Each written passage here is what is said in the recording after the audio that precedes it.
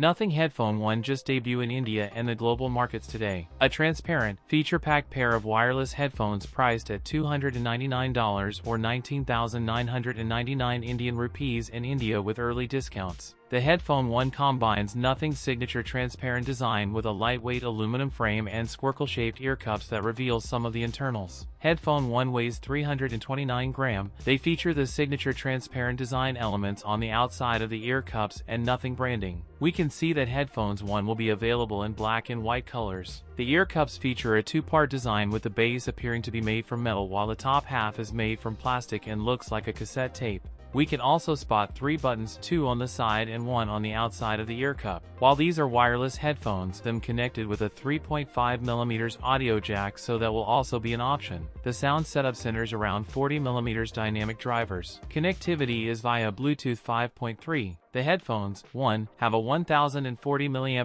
battery that offers up to 80 hours of playback with ANC off, 35 hours with ANC on. Nothing claims a 5-minute charge provides up to 5 hours of playback. That's it for today's video. If you enjoyed it, don't forget to like, comment, and subscribe for more content. Thanks for watching, and I'll see you in the next one.